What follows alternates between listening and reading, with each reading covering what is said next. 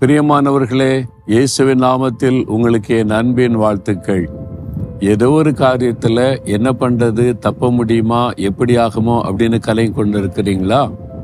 தானியேல் 3:17 கர்த்தர் மேல விசுவாசம் வைத்த வாலிபர்கள் சொல்றாங்க, எங்கள் தேவன் தப்புவிக்க வல்லவராயிருக்கிறார் என்று.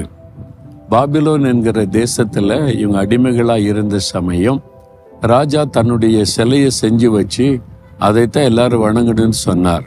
இவங்க சொன்னாங்க, நாங்கள் கர்த்தரை தான் வணங்குவோம், சிலை வணக்கம் செய்ய மாட்டோம் என்று.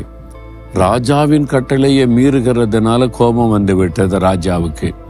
அந்த காலத்துல எப்படி தண்டனை கொடுப்பாங்கன்னா, சூளை இருக்குல்ல, சூளை, இப்ப செங்கச்சூளையில நெருப்பு எரியும் பார்த்தீங்களா, அது மாதிரி பெரிய ஒரு குழியில நெருப்பை எரிய விட்டு அந்த சூளையில தூக்கி போட்டுருவாங்க, கருகி இறந்து போயிடுவாங்க.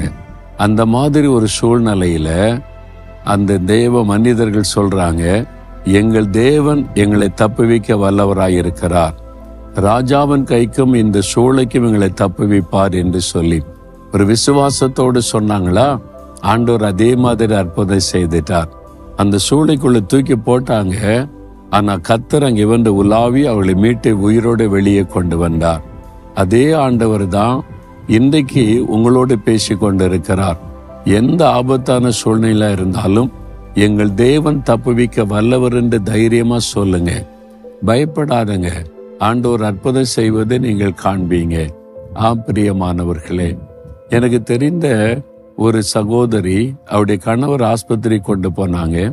ரொம்ப ஆபத்தான நிலைமை. டாக்டர் சொன்னாங்க, காப்பாற்ற முடியாது, இவர் பிழைக்கிறது கஷ்டம், ஃபைனல் ஸ்டேஜில் இப்படி கொண்டு வந்திருக்கீங்களேன்னு. இல்லை, நான் கர்த்தரை விசுவாசிக்கிறேன், நீங்க மருத்துவம் செய்யுங்க, இங்க கர்த்தர் சுகம் கொடுப்பாருன்னு. இவங்க டாக்டருக்கு ஆச்சரியம். அப்படியா, சரி நீங்க சொல்றதுனால செய்யறோன்னு சொல்லி அவங்க ட்ரீட்மெண்ட் கொடுத்தாங்களா.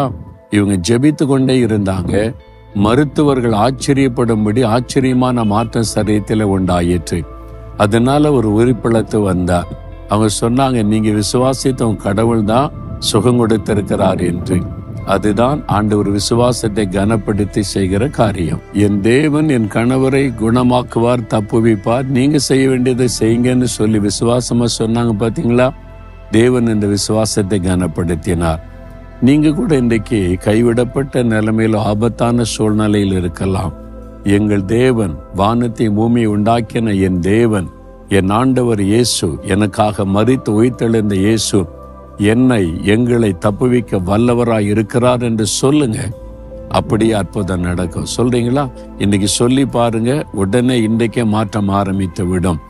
ஆண்டவர் இயேசு கிறிஸ்து எங்களை தப்புவிக்க வல்லவராய் இருக்கிறார்.